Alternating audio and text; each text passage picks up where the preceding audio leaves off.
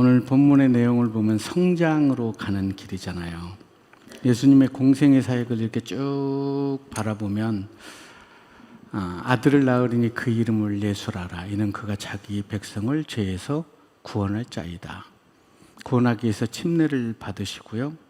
또 40일간 하나님과 기쁜 교제를 나누시고 가나의 혼인잔치에서 물을 포도주가 되게 만드시고 성전을 정화시키시고 니고데모와 함께 거듭남이 무엇인지 영생이 무엇인지를 얘기를 하시죠. 그러나 그 예루살렘 성전 안에서는 하나님이 찾으시는 예배자가 없어서 그들이 가장 증오했던 사마리아로 가서 남편을 5이나 둔 그 여인을 만나서 예배에 대해서 나누게 됩니다. 그 여인은 예수님을 받아들이고 물동이를 버려두고 온 마을에 가서 와 보십시오. 나의 삶을 송두리째 변화시킨 우리가 기다렸던 메시아 예수가 이분입니다. 사마리아 여인들, 많은 사람들이 다가와서 은혜를 받게 됩니다. 그때 이 여인이 맞지, 저분이 선지자지. 그때 그들이 얘기합니다. 쉿, 알아. 이제 이분의 말씀 좀 듣게 잠잠해 줬으면 좋겠어. 그리고 이스라엘 백성들의 믿음을 보고 싶었지만 그들의 믿음을 볼 수가 없어요. 그런데 이방인의 한 사람 백부장이 아들을 고쳐달라고 얘기를 하죠. 허락하겠다. 그때 많은 사람들이면 자기 자녀가 아픈데 주님이 가서 고쳐주겠다고 하면 모실 것 같은데 이분이 이런 얘기를 해요. 나도 남의 수하에 있고 오라고 하면 오고 가라고 하면 가는데 말씀으로만 하십시오. 예수님이 속상했겠죠. 이런 믿음은 이스라엘 백성들에서 고백을 해야 되는데 내가 이스라엘에서 이만한 믿음을 본 적이 없는 게 너무나 마음이 아프다는 거예요. 그런 이유에 예수님을 갈급했던 사람들은 그들이 외면하고 소외했던 가늠한 여인, 죄인이라고 낙인 찍힌 여인, 12년을 혈투병에 걸렸던 여인, 회당에 들어가서 예배를 드릴 수 없는 그런 여인들의 갈급함에 아파하시고 그들을 만져주시죠. 자, 이런 것들을 바라본 제자들은 그때는 모르지만 나중에 예수님이 죽으시고 부활하시고 성령이 임한 이후에 예수님의 자리에 있었을 때 그때 일을 떠올리면서 마음 아파하고 되새기죠. 아프죠. 오늘 본문도 마찬가지입니다. 이 말을 하였으니 그 사람의 언어가 그 사람의 품격이라고 생각합니다. 그래서 그리스도인들은 어떤 상황에서도 향기로운 언어를 품고 살아가는 것이 본인에게도 은혜입니다. 왜냐하면 하나님께서는 천지를 말씀으로 창조하셨기 때문에 그래요. 그래서 우리의 말에는 힘이 있고 능력이 있다고 말씀드리고 싶어요. 이기주의 언어의 온도라는 책을 혹시 읽어보셨습니까? 베스트셀러였죠. 거기에 담긴 한 꼭지입니다. 말과 글에는 나름의 따뜻함과 차가움이 있습니다. 말과 글은 머리에만 남겨지는 것이 아닙니다. 가슴에도 새겨지지요. 언어에는 나름의 온도가 있다는 것을 알고 계십니까? 온기 있는 언어는 슬픔까지도 감싸주기 때문입니다. 용광로처럼 뜨거운 언어는 감정이 실리기 마련이죠. 말하는 사람은 시원할지 모르지만 듣는 사람에게는 그게 가시가 되고 상처가 된다고 그래요. 그래서 살아가다가 정서적인 화상을 입기도 하지요. 하나님 앞에서 오늘을 살아가고 있는 나의 언어의 온도는 과연 몇 도일까? 오직 자신의 마음만을 녹여낼 수 있는 37.5도의 언더를 가지고 살아가고 있지는 않는가? 아니면 그 누구의 마음까지도 기꺼이 녹여줄 수 있는 그리스도의 온도를 가지고 살아가고 있는가? 대지를 살리는 숫자를 73이라고 그래요. 왜 73이라고 그런지 아세요? 나의 식어버린 온도 36.5도로는 나 하나도 데울 수가 없는데 그대의 온도 36.5도, 이 두 온도의 인격적인 합산이 73이에요. 누군가의 아픔을 울어줄 수 있는 온도. 그 온도면 세상을 훈훈하게 만들어내고 기적을 기대하면서 살아갈 수 있다는 거죠. 73의 온도를 품고 살아갔던 한 여인이 있었어요. 2000년 전에 그 무엇을 주어도 아깝지 않는 딸이 그만 귀신에 들린 거예요. 이 딸이 귀신에 들림으로 어머니는 이 아이를 품고 꾸었던 모든 꿈들이 다 사라지는 거예요. 건강한 아이를 위해서 우리는 모든 꿈을 꾸고 하나님 이 아이가 이렇게 되게 하십시오, 저렇게 되게 이렇게 하지만 이 아이가 죽을 병에 걸렸다랄지 귀신에 들리면 기도는 단순해집니다. 살려주십시오. 이 아이의 삶에서 귀신을 쫓아내 주십시오. 아무리 기도해도 그 기도에 응답되지 않죠. 엄마가 딸을 위해서 할 수 있는 모든 것을 다 하지만 되지 않는 거예요. 이 여인은 또 이스라엘 백성도 아니에요. 그런데 이 여인이 예수라는 청년의 소문을 이 여인도 듣게 돼요. 참 예루살렘 이스라엘 백성들이 그 소문을 많이 들었으면 좋을 것 같은데 그 소문을 듣게 되고 그 소문으로 인해서 예수를 만나면 내 딸아이가 귀신에서 놓일 수 있다는 믿음을 갖게 됐지요. 이 여인은 이방 여인이기 때문에 여자가 복종해야 되는 그런 사회에서 살았어요. 유대인들이 가장 싫어하는 가난한 여인이었다고요. 이러한 유대 사회에서 귀신 들린 딸을 두고 살아가는 이 여인의 현실은 암흑이죠. 얼마나 먹먹했겠습니까? 내 마음이 아프고 슬프면 하늘도 슬퍼 보인다고 그러잖아요. 그래도 이 여인을 예수님 앞으로 나올 수 있게 했던 힘이 뭘까요? 저는 갈급함이라고 생각합니다. 갈급함. 갈급함은 하나님의 은혜와 긍휼을 건져 올리는 하나님의 축복이라고 저는 생각을 해요. 갈급하면요, 다리에 힘이 빠지고 알아서 무릎이 꿇어지고 하나님 하고 신음소리를 내게 됩니다. 그런데 하나님은 그 신음소리에 귀 기울이신다는 거예요. 죽을 만큼 갈급함을 안고 살아가는 이 여인이 예수 이름을 부를 수 있게 그쪽으로 길을 예수님은 행하시는 거예요. 귀신들은 딸을 두고 슬픔과 좌절 속에서 살아가고 있는 이 여인의 아픔의 무게는 얼마나 될까요? 어떻게 보면 저울로 잴 수 없는 무게라고 저는 생각을 합니다. 누구도 불쌍히 여기지 않았던 이 여인은 제자들이 함께 이 여인이 살고 있는 곳으로 예수님이 발걸음을 옮겨요. 예수님이 가는 곳에는 인산인해의 사람들이 몰려듭니다. 왜요? 자기의 필요를 채우기 위해서, 자기의 갈급함을 채우기 위해서 그렇게 몰려들었다는 거죠. 그런데 자신이 살고 있는 땅에 다윗의 자손 예수가 온다는 소식을 듣고 이 여인은 희망의 한 줄기 빛을 부여잡게 되는 거지요. 그분으로 인해서 귀신 들린 딸이 나을 수만 있다면 자신이 이방 여인이라는 것도 장애물이 되잖아요.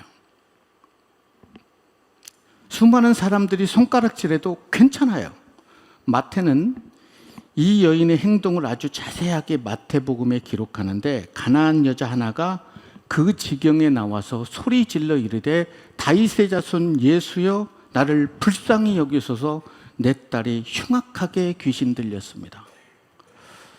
예수님의 발걸음을 멈추게 하는 것은 나를 불쌍히 여겨달라는 거예요. 나를 긍휼히 여겨달라는 거예요.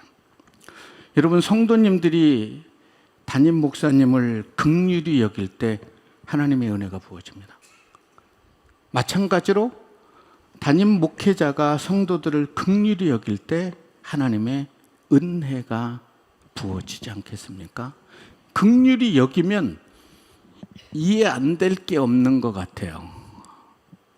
힘들겠다. 하나님, 저 여인 기도는 좀 들어주셔야 돼요. 제발 좀 들어주세요. 라고 기도한다면 왜 하나님이 그 기도를 들어주지 않겠습니까? 귀신 들린 딸을 살리기 위해서 예수님이 가는 길을 막아서서 주 다윗의 자손이여 나를 긍휼히 여기달 가나안 여인, 이방 여인이 예수를 정확히 알고 있는 거예요. 다윗의 자손 예수요. 그러나 그 외침에도 아랑곳하지 않고 그냥 지나가는 거예요. 지나치고 있는 주님의 뒤에서 다윗의 자손 예수여 나를 긍휼히 여겨주십시오. 내 딸이 흉악한 귀신에 들려 있습니다. 이 소리가 다윗의 자손 예수여 이스라엘 백성들과 모든 지도자들이 흉악한 귀신에 들려서 예수를 외면하고 있습니다. 이 시대를 살아가는 그리스도인들이 예수를 외면하고 흉악한 귀신에 들렸습니다. 라고 듣지 않았을까요? 소리를 지르고 향하고 오니까 제자들이 얘기해요. 예수님, 저 갈급한 여인의 갈급함을 해결해 주십시오라고 했으면 얼마나 좋겠어요. 너무 소리 지르니까 그냥 보내라는 거예요. 조용히 좀 하라고 막 제자들이 아우성해요. 2년 넘게 주님을 따라다녔는데 제자들의 눈에는 긍휼이 삭제된 거예요. 아프죠? 그런데 예수님이 한 말씀도 하지 않은 이유가 있다면 뭘까요? 2년여를 따라다닌 제자들의 반응을 보고 싶은 거예요. 성장으로 가는 길이잖아요. 그런데 아직도 안진뱅이의 모습인 게 너무나 속상한 거예요. 그들의 언어에는 따뜻함으로 얼어버린 그 가슴을 녹여줄 온기가 없었던 거예요. 제자들은 자신의 마음도 하나도 녹여낼 수 없는 그런 저체온증을 앓고 있는 냉혈 인간이지 않겠습니까? 이러한 제자들을 바라보는 예수님은 어떤 마음이셨을까요? 그렇죠. 여러분들이 생각하시는 그런 마음일 거예요. 긍휼히 여길 자를 외면하면서 예수님의 제자됨을 기뻐하며 예수의 곁을 따랐던, 호위무사처럼 따랐던 이런 제자들의 모습이 이 시대를 살아가고 있는 우리 그리스도인의 모습이라면 우리는 어찌해야 될까요? 귀신 들린 딸은 통곡을 합니다. 나를 긍휼히 여겨달라고. 그러나 아무도 그녀의 귀에 귀 기울이잖아요. 귀를 막아버리는 거예요. 예수님이 가시는 길에 걸림돌로 여긴 거예요. 그리스도인은 걸림돌을 디딤돌로 만들어야 되잖아요. 2년 동안 예수님과 함께했던 예수님의 제자들은 예수님의 행하심과 가르침을 보았음에도 긍휼히 여길 마음이 없었다는 거예요. 예수님, 지금 소리를 지르고 불쌍히 여겨달라고 하는 저 여인을 좀 조용하라고 하십시오. 보내십시오. 예수님은 잠잠히 길을 갑니다. 그런데도 뒤에서 조용하라고 하는데 조용하게 생겼습니까? 내 딸이 귀신 들려서 죽어가는데 다윗의 자손이여 나를 긍휼히 여겨주십시오. 그러나 아무 말도 않고 예수님의 일행은 집으로 들어갑니다. 집에 들어가서 밥을 먹는 거예요. 저렇게 갈급한 여인을 외면하고. 그런데 이 여인이 그 집까지 쫓아오는 거예요. 저를 좀 긍휼히 여겨달라고. 그때 예수님께서 자녀의 떡을 취해서 개들에게 던짐이 마땅치 않다. 이때 이방인들을 비하하는 단어가 개라는 표현을 썼어요. 그러나 그때로부터 2000년이 딱 흘렀을 때는 개라는 단어가 좋잖아요. 개조와 게이득 막 그런 거 혹시 알고 계세요? 아프죠. 자네의 떡을 취해서 개에게 던짐이 마땅하지 않다. 이 여인이 얼마나 예수님의 말씀에 상처가 됐겠어요. 이런 분이 아니잖아요. 원래 이분의 언어의 온도는 73이었다고요. 대지를 녹여낼 수 있는. 그런데 그 말을 딱 하니까 제자들이 맞다는 거예요. 감히 여기가 어디라고 가나안 여인이 여기를 와서도 시끄럽게 해라고 얘기를 하는 거죠. 예수님은 그런 상황을 지켜보게 되는데 그때 제자들은 이때의 상황을 이해하지 못하고 깨닫지 못하지만 사도행전에 들어가서는 그들의 긍휼이 없음에 통곡을 합니다. 그리고 그때는 작은 예수가 돼서 그런 긍휼함을 베풀게 되고 예수님의 눈으로 그들을 바라보게 돼요. 아마 그곳에 있었던 제자들은 오랜만에 예수님이 우리 편을 들어주시는구나. 밥 먹는데 밥맛 없게 감히 여기까지 와가지고 이런 표정이었죠. 그래서 자녀에게 줄 떡을 개들에게 던짐이 마땅치 않다라고 했을 때 이 여인은 아름다운 언어를 쏟아냅니다. 맞습니다. 저는 개입니다. 예수님의 제자들처럼 이스라엘 백성들처럼 주인의 상에서 밥을 먹을 자격이 없습니다. 그러니 그 상에서 떨어지는 부스러기 한 알이면 저는 충분합니다. 그 한 알이면 내 귀신 들린 딸이 치료될 걸 저는 믿습니다. 그런데요, 예수님과 2년 동안 따라다니면서 밥을 통째로 먹었던 그들은 예수님의 긍휼을 체험하지 못했어요. 우리가 매 주일이면 예배를 드리잖아요. 주님과 함께 맛있는 식사를 하잖아요. 그러면 우리의 모든 인생의 문제가 다 해결돼야 되잖아요. 안 되는 건 왜일까요?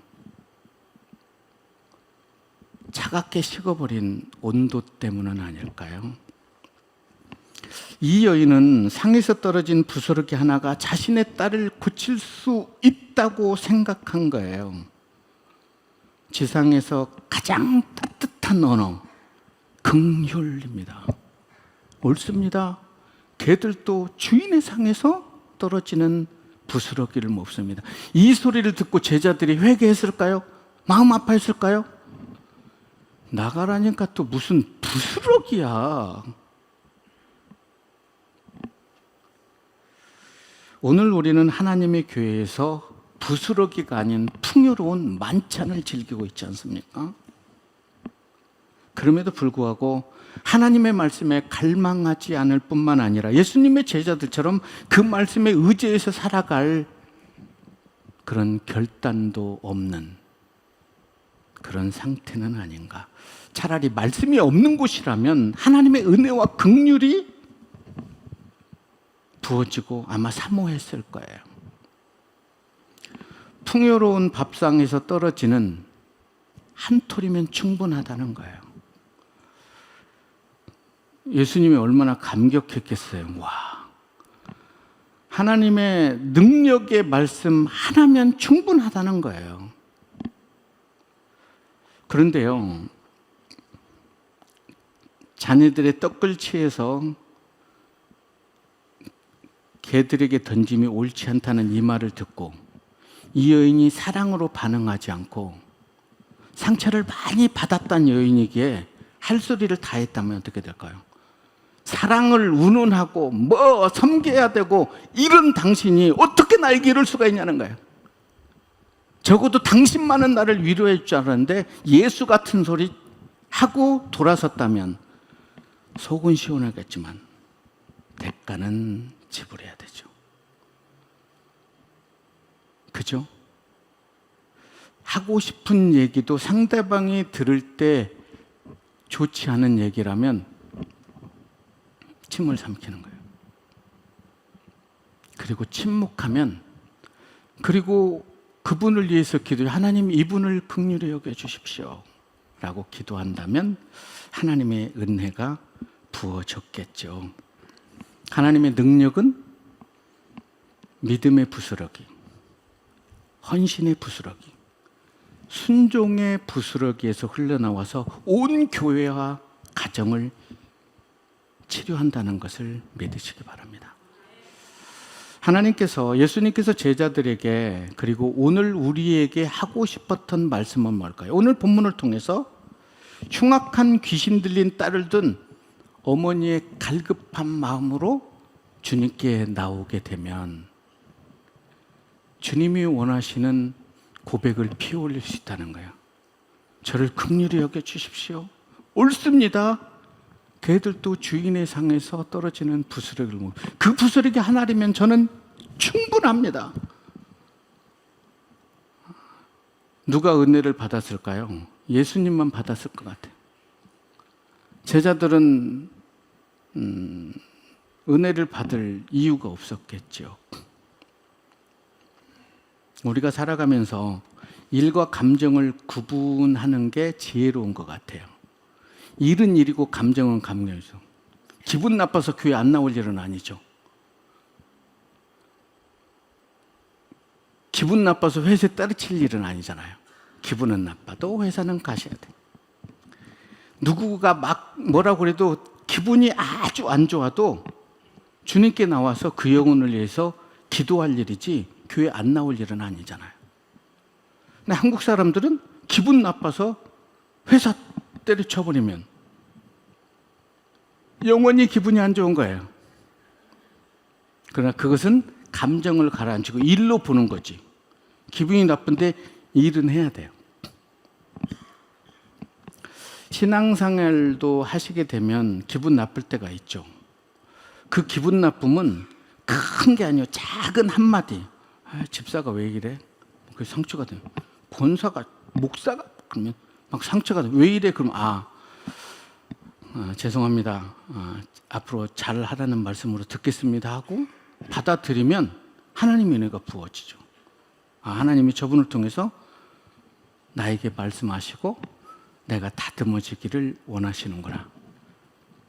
제가 원래 그렇습니다. 기도해 주세요. 연약한 그대로 좀 봐주시면 안 되겠습니까? 저는 당신에게 긍휼을 원합니다. 이러는데 누가 나쁜 얘기를 하겠어요? 이 말을 하였으니 가라. 여인은 감사함으로 집에 갔는데요. 아이가 이전 그대로 돌아왔어요. 엄마, 어디 갔다 와요? 아이는 그동안 수년 동안 자신이 귀신 들렸다는 것을 잊어버린 거죠. 알지도 못해요. 그 아이를 품고 하나님께 얼마나 감사했을까요? 그 여인은 평생을 하나님을 찬양하며 살아가고 있지 않겠습니까? 교회 안에는 가난한 사람, 병든 사람, 소외된 사람들이 참 많이 있잖아요. 그들의 마음을 좀 바라봐 줄 수 있는 삶, 그리고 그 영혼을 위해서 기도하고 섬길 수 있다면 그 교회를 통해서 하나님의 은혜가 저는 부어지리라고 생각합니다. 스로보닉의 여인은 자신의 삶을 던져서 귀신 들린 딸을 치료케 했어요. 그녀의 갈급함으로 자신의 가정만 회복했을 뿐만이 아니라 딸을 치료케 하고요. 예수님을 따르는 무리들에게 부스러기의 은혜가 무엇인지를 나중에 일깨워 주었던 거예요. 상에 떨어지는 부스러기 하나라도 귀신 들린 딸을 치료할 수 있는 하나님의 엄청난 능력이 있다는 것을 좀 믿어주시면 안 되겠습니까? 좀 믿어주세요. 네, 고맙습니다. 믿어주셔서. 그래서 어떤 상황 속에서도 생명의 언어를 마음에 품고 살아감으로 인해서 여러분의 언어에 차가움을 따뜻함으로 채울 수 있는 온기 있는 그리스도의 언어를 품고 살아갈 수 있었으면 좋겠어요. 사랑은요, 오래 참는 거예요. 억울해도, 열받아도, 기분 나빠도 그 영혼을 품고 기도하며 오래 참는 거예요. 그래야 사랑이 사랑스러운 거예요. 그렇지 않습니까? 네. 그때 우리는 대지를 살리는 73이라는 숫자를 품고 살아갈 수 있지 않겠습니까? 미안해. 더 이해해 주지 못해서. 정말 미안해. 내 삶을 바라보느라 너를 바라볼 시간이 없었어. 미안해. 이제부터 널 위해서 기도할게. 나의 체온 36도만으로는 그 누구의 마음도 녹여낼 수 없어요. 그러나 그대의 체온 36.5도를 품을 때 이 숫자의 인격적인 합산 73. 이 73은 대지에 발생한 모든 기적을 만들어낸다는 거예요. 나의 체온 36.5도, 예수 그리스도의 체온 36.5도가 합해지면 얼어버렸던 마음도 녹여낼 수 있고 나의 갈급함 안에서 하나님의 은혜를 경험할 수 있는 그런 삶을 살아갈 수 있지 않겠습니까? 자신을 불쌍히 여겨달라고 다윗의 자손이여 저를 불쌍히 여기십시오. 여러분, 귀신 들린 딸이 불쌍합니까? 귀신 들린 아이를 둔 엄마가 불쌍합니까? 네. 귀신 들린 딸은 몰라요, 자기가 귀신 들린지. 그것을 바라본 엄마는 마음이 상처로 다 걸레가 됐을 거예요. 그러면서 외치는데 조용해. 따라오지 마. 시끄러워. 예수님 조용하게 해주세요. 라는 이 제자들이 성령이 임하니까 그때의 일들이 다 떠오르는 거예요. 통곡을 하죠. 나 같은 것을 성장시키려고 이런 분들을 초대하셨구나. 그렇게 깨달았겠죠. 주님의 말씀을 듣는 자가 복이 아니라 그 말씀을 듣고 그 말씀대로 순종하는 자가 복 있는 자라고 저는 생각합니다.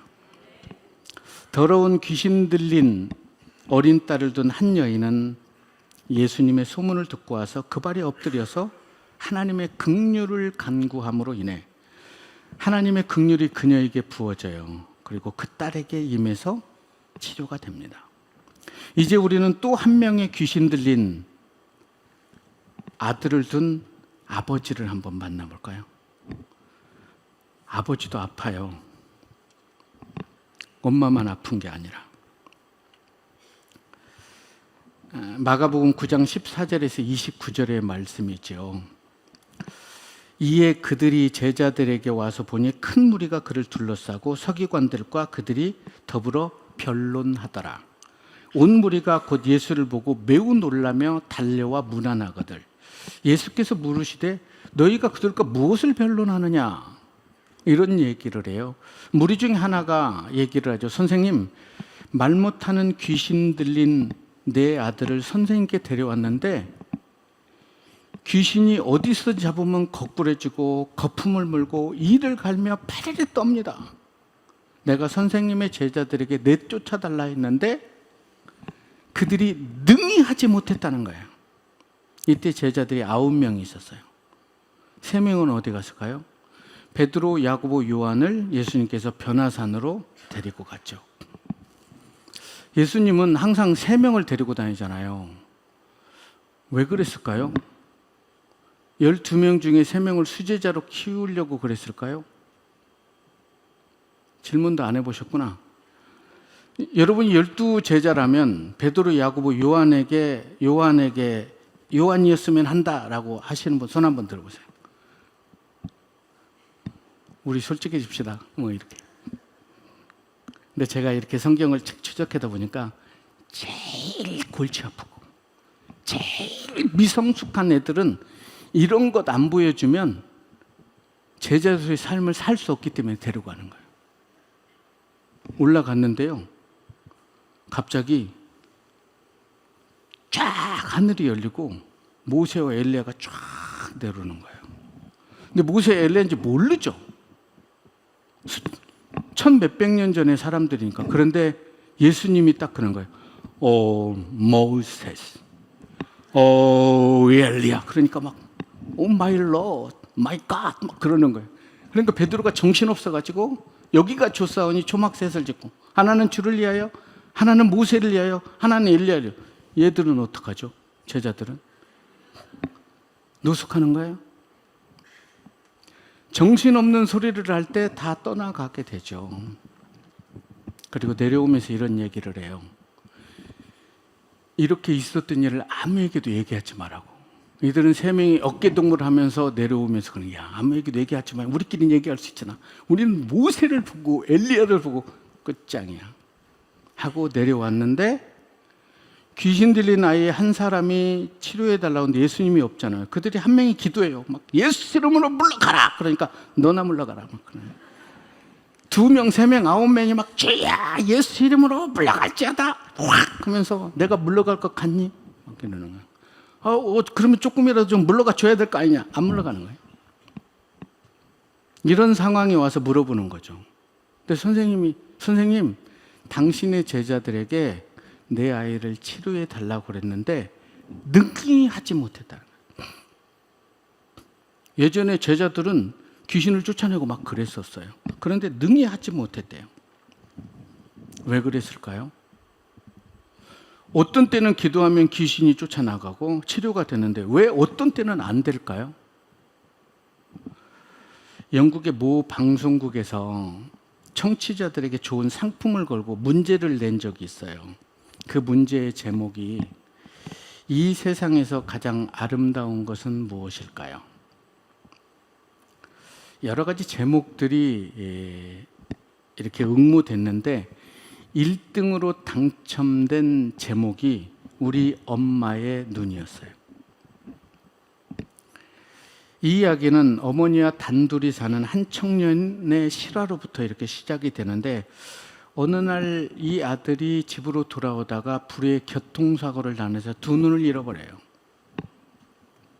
망연자실하죠. 나 죽겠다고. 앞이 안 보이는데 어떻게 사냐고. 엄마가 얘기하죠. 그래도 살아야 될 거 아니냐. 그러는 와중에 좋은 소식이 들려요. 한쪽 눈을 기증하겠다는 사람이 생기죠. 근데 이 아들이 그러는 거예요. 한쪽 눈으로 어떻게 병신같이 사냐고. 얘야 그래도 한쪽 눈으로라도 살아야 되지. 설득을 해서 한쪽 눈을 이식을 받게 돼요. 한쪽 눈이라도 봐야 될 게 아니냐. 그러면서도 한쪽 눈을 치료하면서도 이 아들은 기뻐하지 않죠. 며칠이 지나서 이 아들의 눈을 이렇게 딱 풀었는데 그 앞에 엄마가 한쪽 눈에 안대를 하고 있는 거예요. 그러면서 엄마가 울면서 이런 얘기를 해요. 미안해. 2눈을 다 주고 싶었는데 다 주면 이 앞이 안 보이는 몸뚱이가 너에게 짐이 될까 봐. 어머니는 끝내 말을 잇지 못했죠. 부모에게 자식은 그렇게 소중해요. 그런 자녀가 지금 귀신이 들려서 여름에 불에 뛰어들었다가 얼굴이 막 데워가지고 있는데도 막 아빠 하고 막 우는 거예요. 얼마나 마음이 아프겠어요. 겨울에 얼음물에 빠져가지고 입술이 새파란데도 막 하하하 하고 있는 거예요. 그걸 지켜본 아버지의 마음은 어땠을까요? 이 모습이 예수님 공생애 때에 이스라엘 백성들의 모습은 아닌지 우리 한 번 정도는 생각해 볼 필요가 있지 않겠습니까? 너희가 무엇 때문에 이들과 말다툼을 하느냐? 선생님의 제자들이 아무것도 못했다는 거예요. 못할 수밖에 없고 그들의 기도를 하나님은 들어줄 수가 없는 거예요. 여기서 기도에 대해서 가르치고 있는 것 같아요. 예수님의 방법은 달랐어요. 그 귀신 들린 아버지에게 물어보는 거예요. 이 아이가 언제부터 그랬느냐? 어려서부터 그랬습니다. 불에도 뛰어들어가고 물에도 뛰어갑니다. 그러나 선생님의 제자들이 아무것도 하지 못했대. 믿음이 없고 패역한 세대예요. 내가 언제까지 너희와 함께 있어야 되지? 아프죠. 예수님은 정말 하나님의 은혜를 경험해야 될 분이 아버지라고 생각한 거예요.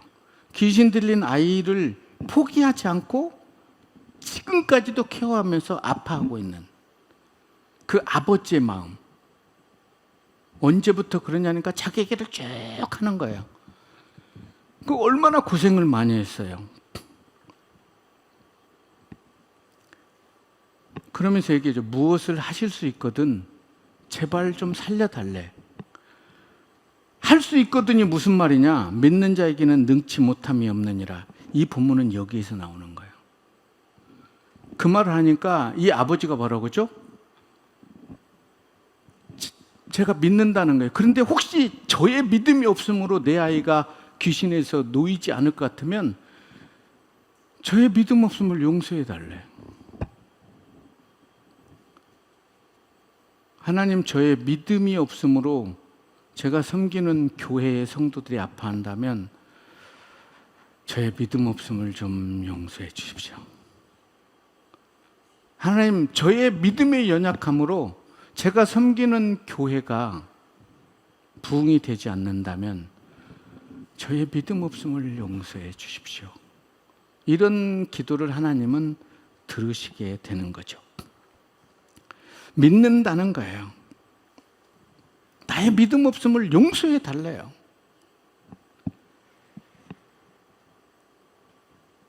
그리고 나서 그 귀신 들린 아이를 치료케 해줍니다.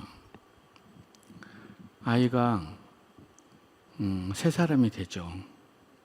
아빠, 제가 왜 여기 있고 사람들은 뭐예요? 불에 댄 자국이나 모든 것들을 깨끗하게 해주신 거예요. 아무도 몰라요. 모르는 게 은혜죠. 그죠? 아빠는 어떻게 너무나 고맙지 않겠습니까? 그 자리에 엎드려져서 얼마나 눈물을 흘렸겠어요. 이런 광경을 지켜본 제자들의 마음은 어땠을까요? 베드로, 야고보요. 야, 얘네들은 우리 없으면 아무것도 못해. 우리는 모엘 다 보고 이게 정말 야, 우리가 기도했으면 그냥 끝내줬을 텐데 이러지 않았겠습니까? 그래서 따로 이제 길을 가면서 물어봐요. 왜 예수님, 우리가 어떨 때는 기도하면 되고 어떨 때는 이번에는 왜 안 됩니까? 기도에 대한 정수를 알려줘요. 성경에는 기록되지 않지만. 목사님 이리저리 해서 기도해 주세요 하면 그 사람의 삶을 전부 들어봐야 되잖아요. 그래, 그 마음을 안고 기도하죠. 그죠? 언제부터 그랬느냐? 수많은 나라를 일했습니다. 그 귀신 들린 아들을 품고 살아온 아비의 마음을 너무나 아파하면서 이 아버지를 위로하기 위해서 아들을 치료해 준 거예요. 그러면서 얘기하죠.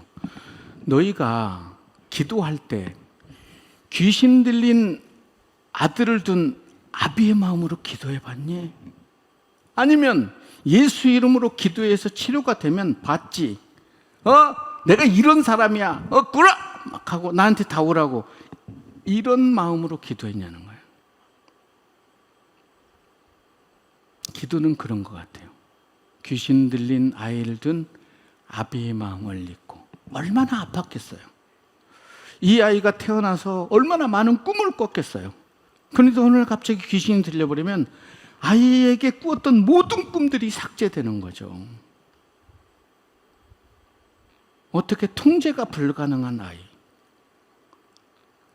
이런 아이를 품고 살아온 아비의 마음, 아비는 자기의 두 눈이라도 빼서 주고 싶은 거 아니겠습니까?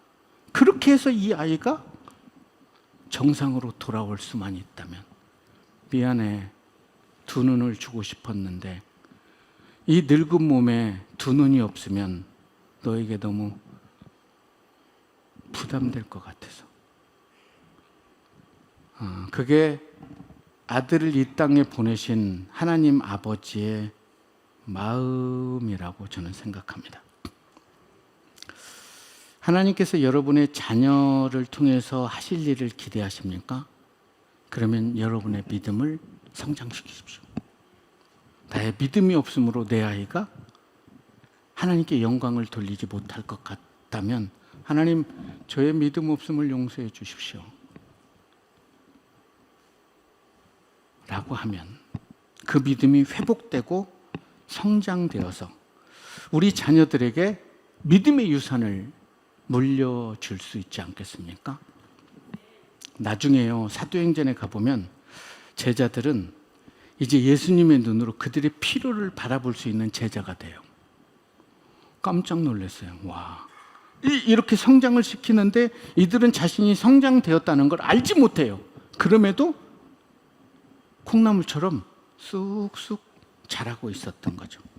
같은 상황, 같은 사람, 같은 사물일지라도 바라보는 관점이 다르면 달라진다는 거죠. 예수님의 관점과 제자들의 관점은 달라요.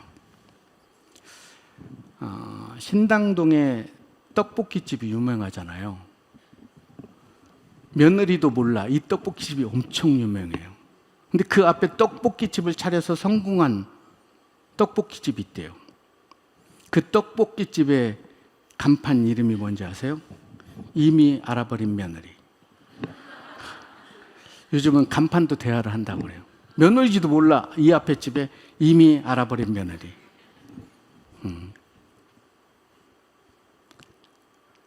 제자들은 모르는데 사도행전에 가니까 이미 알아버린 제자들.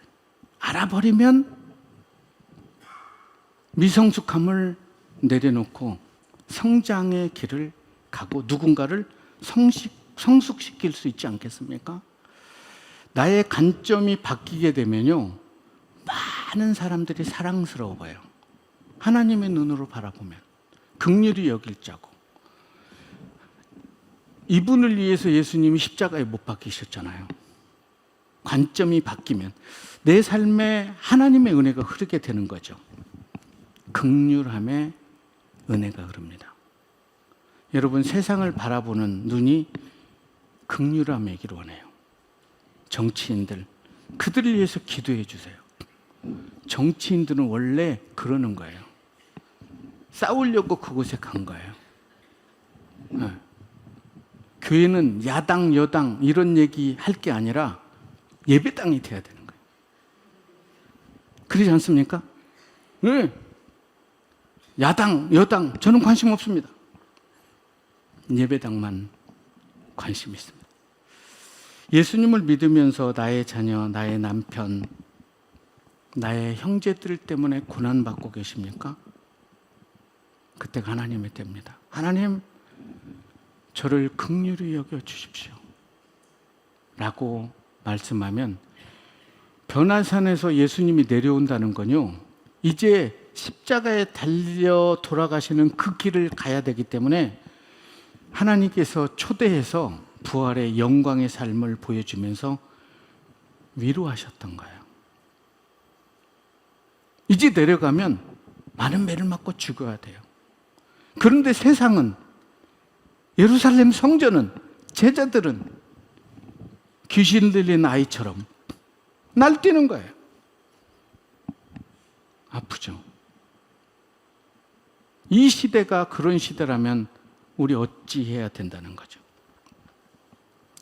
우리는 믿음을 위해 지음을 받았지만 귀신에게 사로잡혀서 믿을 수가 없었던 비극적인 한 소년을 또 만나게 되죠. 그런데 이 소년과 소녀의 어머니, 아버지는 그것을 세상을 원망하고 같이 죽자 이러지 않고 그 갈급함을 주님께 달려온 거죠. 부스러기 은혜 하나면 충분합니다. 그런 긍휼을 저에게 베푸십시오. 개들도 땅에서 떨어지는 부스러기를 먹지 않습니까? 이 말을 하였으니 가라. 이 말을 하였으니 가라. 주님께서 아들의 귀신을 쫓아냈을 때 소년의 창백한 얼굴에 막 핏기가 새로 돌고 정말 아름다운 미소년으로 딱 해서 아빠를 보면서 아빠 하는 것. 주님은 그렇게 병든 세상에 주님의 이름을 부르고 갈급함으로 주님께 나오면 여러분들을 치료하시고 여러분의 입술을 통해서 아빠라고, 그리고 주님의 품에 안기기를 원하시는 주님이셨음을 좀 믿어주세요. 네, 감사합니다. 이렇게 잘 믿어줘서 얼마나 고마운지 모르겠습니다. 여러분, 하나님의 일은 내가 하는 게 아니라 나를 통해서 하나님이 하시는 거예요. 내가 누구인지 중요하죠, 제자들은. 그런데 사도행전에서 제자들은 내가 누구인지 중요하지 않습니다. 하나님이 누구와 일하시느냐가 저는 중요하다고 생각합니다. 저도 그러려고요. 하나님, 제가 누구인가는 중요하지 않습니다. 하나님이 저와 일하시기를 기대합니다. 그런 저에게 은혜를 베풀어 주실 것 같아요. 그랬으면 참 좋겠어요. 교통사고로 눈을 잃은 그 아이를 위로하고 한쪽 눈을 주면서 미안해했던 그 엄마의 마음이 주님의 마음이라고 생각합니다. 귀신 들린 아이를 두고 포기하지 않는 아버지의 마음이 우리를 향한 예수님의 마음이라고 생각해요. 그래서 우리는 주님의 긍휼을 붙잡을 필요가 있죠. 기도는 언제부터 그랬습니까? 쭉 얘기할 때 하나님, 이 아픔을 위로하십시오. 정말 힘들었겠습니까? 저라도 포기할 상황인데 포기하지 않아주면 감사합니다 하고 그 영혼을 위해서 기도할 때 하나님이 왜 치료해 주지 않겠습니까? 기도는 그런 것 같아요. 이제 우리는 한 여인, 그 시대에 소외된 한 여인, 자기와 의지와 상관없이 예수를 죽이려는 음모에 그냥 미끼가 돼서 걸린 불쌍한 한 여인을 만나보기를 원해요. 요한복음 8장 1절에서 11절의 말씀이죠. 너무나 잘 알고 있는 본문 아닙니까? 너희 중에 죄 없는 자가 돌로 쳐라. 예수를 올무에 빠뜨리기 위해서 바리새인들은 가늠한 여자를 초대했을 거예요. 얼마나 이들이 잔인합니까? 세팅을 딱 해놓는 거예요. 드라마 촬영지처럼. 그리고 너는 우통만 벗고 여인은 반나체로 해놓고 우리가 찢쳐 들어가면 너는 도망가고 우리가 그 여인을 잡고 예수께 갈 거야. 그러면 예수가 뭐라고 할까? 모세는 죽이라고 했는데 예수는 뭐라고 할까? 이런 거. 여러분, 간음은 여자만 하는 게 아닙니다. 그 남자도 데려왔어야 되잖아요.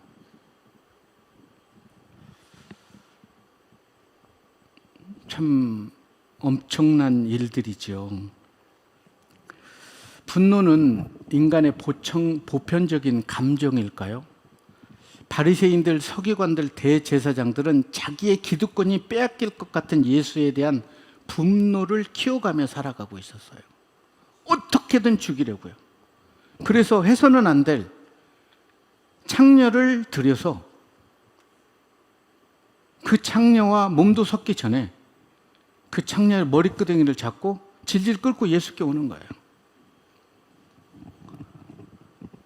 이 모습이 이 시대 교회의 모습이라면 우리는 어떻게 해야 됩니까? 살다 보면 누구나 상대방을 죽일 듯 막 물어뜯고 싶을 때가 있잖아요. 잠이 오지 않죠. 기도해도 그 분노가 가라앉지 않을 때도 있잖아요. 가라앉지 않을 때도. 그런 감정을 추스리지 못해서 속이 시커멓게 타들어간 때도 있죠. 화를 참지 못해서 크나큰 변을 당하기도 하고요. 극지에 사는 에스키모인들은 분노를 참 현명하게 다스린다고 그래요. 이러한 분노가 내 삶에 가득 차면 모든 하던 일을 멈추고 그 분노의 감정이 가라앉을 때까지 길을 걸어요. 충분히 그 분노가 가라앉게 되면 미움, 원망, 서러움으로 얽히고 설킨 누군가에게 화상을 입힐지도 모른 그런 뜨거운 그 감정을 내려놓기 위해서 막대기 하나를 꽂아놓고 그 감정을 거기다 다 내려놓고 돌아온다고 그래요. 죽을 것 같고 그런 감정이 있다면 에스키모인들은 광야로 가지만 우리는 어디로 와야 될까요? 교회로 와야 돼요. 울 곳이 있는 교회. 기억하십니까? 할머니 어디 가요? 예배당 간다. 왜 울면서 가요? 울러 간다. 왜 교회 가서 울어요? 울 곳이 없다. 교회 와서 그 원한과 분노를 다 내려놓고 무위움의 대상을 위해서 기도한다면 그것은 중보 기도가 돼요. 그런데 주위의 성도들에게 너 그 집 살아? 나 그 집 때문에 살 수가 없어. 이건 중상모략이 되는 겁니다. 그런데 그 영혼을 품고 기도하면 뭐가 된다고요? 중보 기도가 되는 거예요. 그래서 그런 감정이 있다면 그냥 그 영혼을 긍휼히 여길 수 있는 눈을 달라고 기도하세요. 예수님이 그러잖아요. 십자가에 못 박으라고 많은 매를 막 때리고 십자가에 걸었을 때 왜 분노가 치밀어 오르지 않았겠어요? 그런데 저들이 알지 못하니까 저들의 죄를 용서하래요. 여러분의 분노가 있다면 예수님의 기도를 복습하시면 돼요. 저들이 알지 못하니까 저들의 죄를 용서하라고. 가늠한 여인을 머리채를 끌고 올 때 이 여인이 얼마나 몸부림을 쳤겠어요. 자신이 그렇게 세팅된지 어떻게 알았겠어요. 안 따라오는 걸 때리고 머리채를 자꾸 끌고 오는 거예요. 그리고 뒤에는요 많은 바리새인들이 돌멩이 하나씩 들고 오는 거예요. 가늠하다 현장에 잡히면 돌에 맞아 죽여야 되니까. 예수 믿는 자들, 하나님을 찬양하며 하나님을 섬겼던 그들이, 율법에 흠이 없는 자들이 그런 비열한 일들을 자행하고 있었던 거예요. 그리고 나서 예수 앞에 딱 내둥댕이 칩니다. 많은 사람들이 몰려들죠. 어차피 예수님이 가는 곳에는 다 몰려들었으니까. 그런데 얘기를 하죠. 선생님, 가늠하다 붙잡힌 이 여인을 붙잡았습니다. 모세의 율법으로는 돌에 쳐 죽이라고 그랬는데 사랑을 얘기하는 당신은 이것을 어떻게 하시겠습니까? 자충수죠. 이런 자충수에 예수님은 기가 막히잖아요. 너희가 내 제자됨을 포기하든지 아니면 세리마태를 품든지. 여기서도 예수님은 과연 어떤 얘기를 할까요? 여러분, 이러한 질문과 이런 상황을 만들기 위해서 바리새인들이 얼마나 똑똑한 애들이에요. 율법에 흠이 없게 사는 바른 생활하는 친구들이잖아요. 바른 생활하는 바리새인과 서기관들, 랍비들은 친했고 경건한 사람들. 제사장 무리와 사두개인들이 친했죠. 정경유착, 사두개, 뭐든지 사둬버리는 이 사두개들하고 제사장들이 친해요. 그래서 그 당대의 바리새인들은 사람들에게 존경을 받았어요.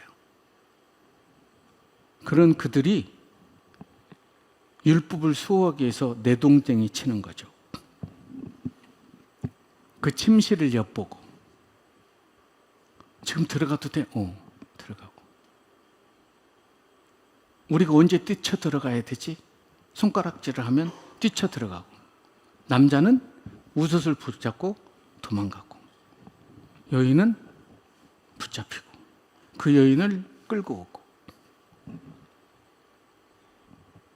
여러분, 바리새인이 의인입니까? 창녀가 의인입니까?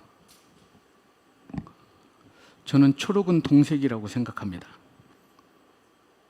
본문에서.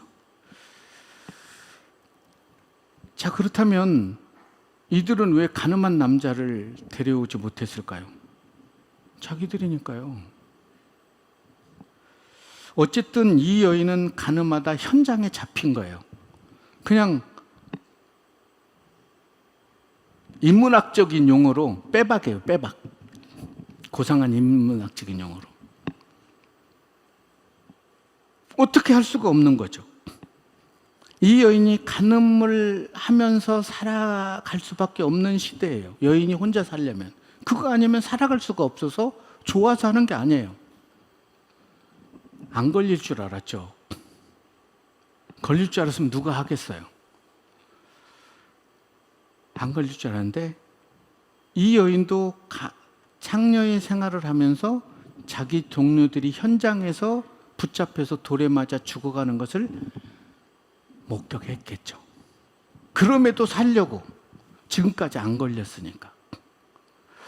우리도 주님 앞에, 주님은 보시고 계시지만 주님의 시선은 두려워하지 않잖아요. 사람들에게, 목회자들에게 잘만 보이면 되잖아요. 유대인에게는, 우리에게는 10계명이 있는데 유대인에게는 11계명이 있잖아요. 뭔지 아시죠? 들키지 말라. 그러나 주님이 다 알고 계세요. 잡혀온 여인은 신발이 벗겨지고 옷매무새가 해서 살갗이 보이고 머리가 헝클어지고 질질 끌려오는 거죠. 아, 죽었구나. 제발 좀 살려달라고 얼마나 애원을 했겠어요. 예수도, 하나님의 아들도 십자가에 못 박는 친구들인데 이런 여인을 긍휼히 여기겠습니까? 내동댕이 치는 거예요.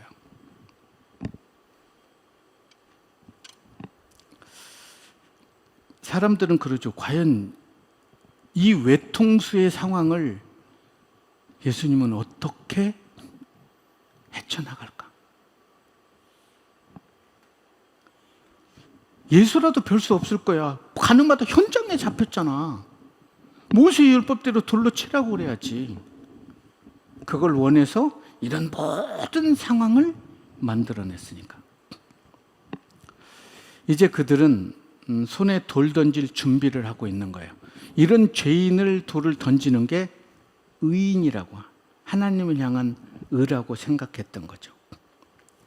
사람이 떡으로만 살 것이 아니요 하나님의 입에서 나오는 모든 말씀으로 산다는 이 말씀과 너무나 상반된 돌멩이를 들고 있는 거죠. 이 여인은 빵을 얻어먹으려다가 이제 돌에 맞아 죽을 상황에 놓여 있는 거예요. 여러분, 이 여인이 나라면 어떡할까요? 하나님의 긍휼을 구해야 되지 않을까요? 이제 예수님의 말 한마디에 자기 목숨이 달려 있는 거예요. 다 죽이려고 그래요. 제자들도 어쩔 수 없지. 사랑과 용서를 강조하는 당신은 어떤 선택을 하겠습니까? 이 질문을 여러분들이 받으셨다면 어떻게 하겠습니까? 교회가 이런 질문을 받았다면 당연히 교회법으로 돌을 던져야 되겠죠. 죽을 죄를 졌기 때문에 그랬다고. 치리해야 된다고. 그런데요, 99명이 죽여라고 그래도요, 한 사람이 예수님이라면 어떤 선택을 하셨을까요? 이분이 알지 못해서 그랬던 건데 우리가 십자가를 품고 용납하고 위로하고 이 사람을 다시 일으켜 세우면 안 될까요? 라는 생명의 온기 있는 언어를 표출한다면 99명의 손에 들려있던 돌은 대지 위에 떨어지게 됩니다. 공감하세요? 저는 그렇다고 생각해요. 이들은 자기의 기득권을 챙기기 위해서 한 여인의 생명을 죽음으로 내몰 정도로 탐욕에 눈먼 자들이죠. 오만이 가득 묻어 있었던 사람, 그리고 편견의 눈으로 세상을 바라보는 사람. 편견은 외눈박이라고 그래요. 한쪽 눈으로 세상을 바라보는 사람. 오만은 타인이 나를 사랑할 수 없게 되고, 편견은 내가 타인을 사랑할 수 없게 되잖아요. 바리새인이 그랬던 것 같아요. 오만과 편견으로 가득 찬 이 바리새인이 누구죠? 율법에 흠이 없게 살아간다는 사람들이었어요. 희생양이 누구죠? 가늠한 여인이에요. 그때 예수님이 남자는 왜 안 데리고 왔느냐 물으셨을까요? 묻지 않았을까요? 성경에 기록되지 않죠. 물었다면 이미 붙잡은데 도망쳐버렸다. 우리가 못 잡았다고 얘기를 변명을 할 수도 있겠죠. 아무런 힘이 없는 희생양이 돼버린 거죠. 인간들의 죄로 인해서 대속죄일에 7월 10일 대속죄일에 아무 죄 없는 흠없는 양이 목이 잘리고 피가 번제단에 뿌려지고 하나님께 드려야 되고, 한 마리 양은 인류의 죄를 다 전가해서 광야로 내몰아야 되는 이런 한 마리의 어린 양이 지금 떨고 있는 거예요. 자, 그렇다면 나의 기득권과 자존심을 위해서 이 시대의 교회에서 이런 일들이 자행되어지고 있지는 않습니까? 그렇다면 어찌해야 할까요? 고개를 숙이고 헝클어진 머리로 이렇게 주위를 바라보는데 손에 돌이 다 들려있는 거 얼마나 떨었겠어요? 만일 놓아주라고 말한다면 모세의 율법을 번한 것이기 때문에 이들은 신성 모독으로 예수를 처단할 거예요. 만일 그녀를 돌로 친다고 말하면 지금까지 보여줬던 사랑과 은혜는 가식이었다고 몰아세울 거예요. 8장 6절에 보니까 그들이 이렇게 말하면 고발할 조건을 얻고자 하여 예수를 시험만 밀어라. 예수님은 시험의 대상이 아니잖아요. 우리 40일에 배웠잖아요. 하나님을 시험하지 마라. 다만 그를 경배하고 그를 섬기라고 얘기했는데 이들이 시험하는 거예요. 예수께서 아무 말 안 하세요.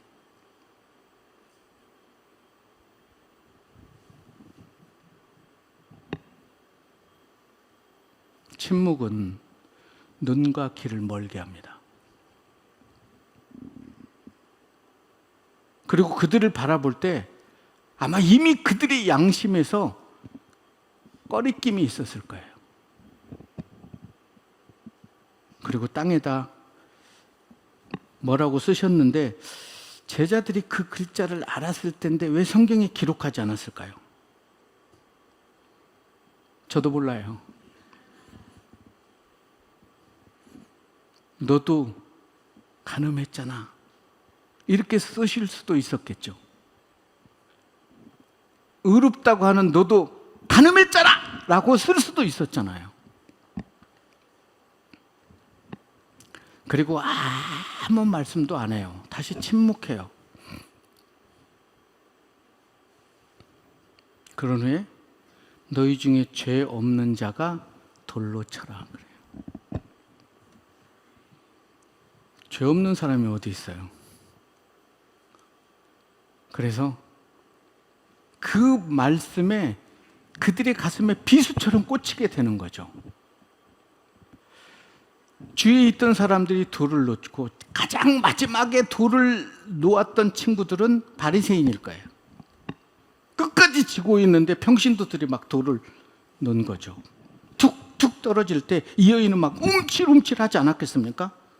잘못 던졌나 보다. 그리고 모두가 떠나버린 거죠. 여러분, 정의를 위해서 돌을 던질 것인가? 아니면 그들이 알지 못해서, 이 여인이 알지 못해서 그럴 수밖에 없음을 이해하고 기도해 줄 것인가? 제자들에게 왜 이런 것들을 보여주셨을까요? 나중에 깨닫겠죠. 깨달아요. 그리고 자기들도 다 십자가의 길을 걸으면서 기쁘게 눈을 감아요. 이렇게 기쁘게 주님의 길을 걷다가 순교의 길을 걷게 해주신 주님께 감사를 해요. 우리는 한 번 정도는 생각해 봐야 된다고 생각해요. 그리스도인은 타인의 죄를 지적해서 하나님께 가지고 오는 게 아니라 타인의 아픔을 가지고 와서 용서해 달라고 해야 되는 거예요. 그리고 나의 죄를 가지고 와서 긍휼히 여겨 달라고 기도해야 돼요.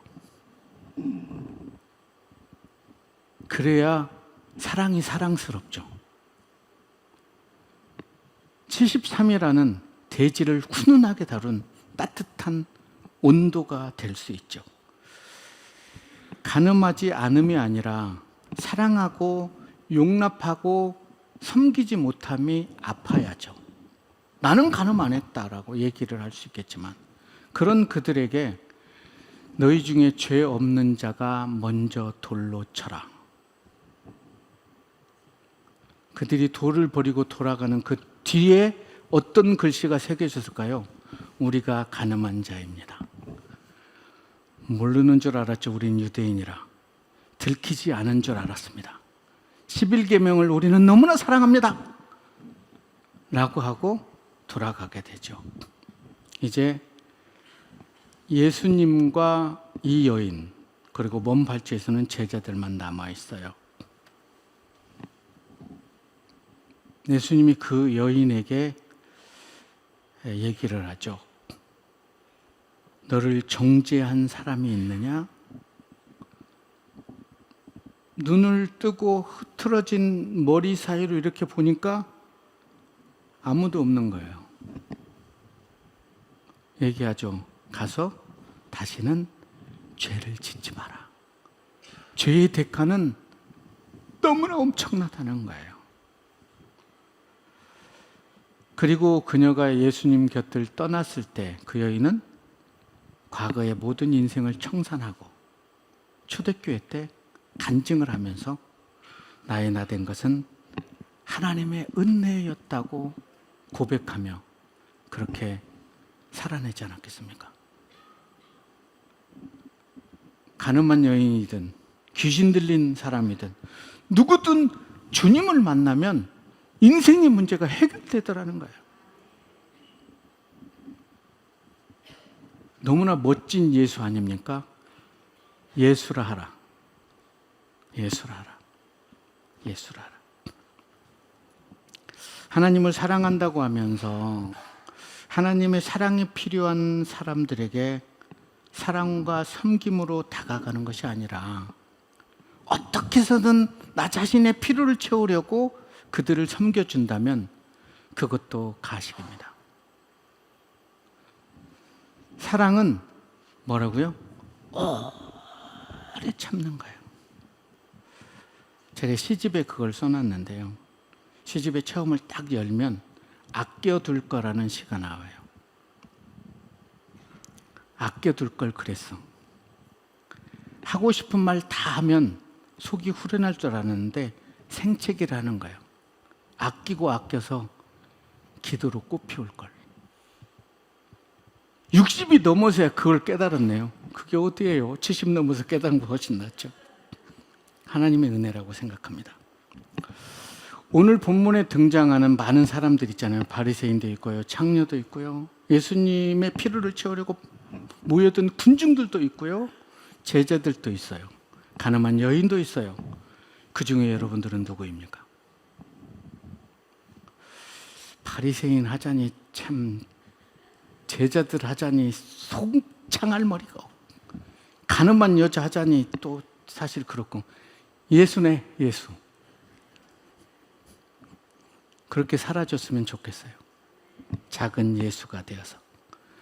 여러분, 생명을 살리는 언어가 수백 명의 군중 앞에서 한 여인을 살려내요.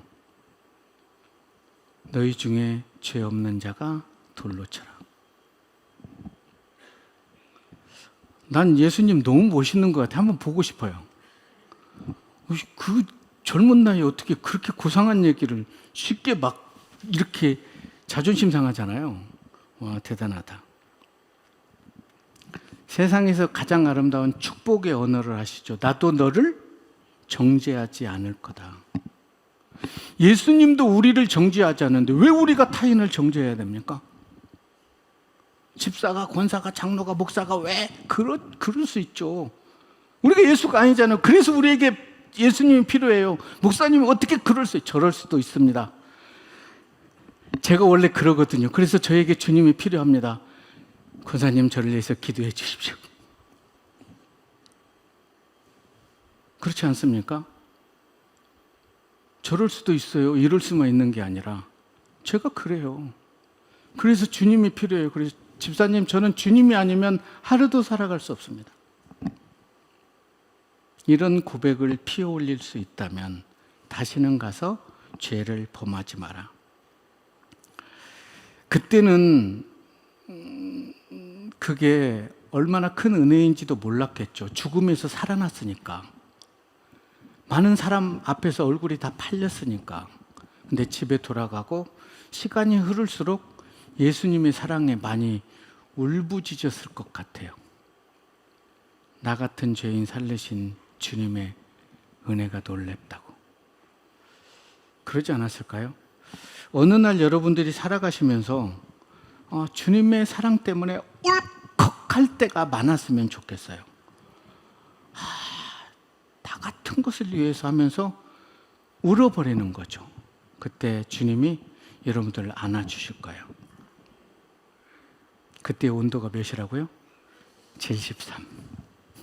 그런 은혜가 저와 여러분의 삶에 부어지시기를 우리를 죄에서 구원하신 주님의 이름으로 축원합니다.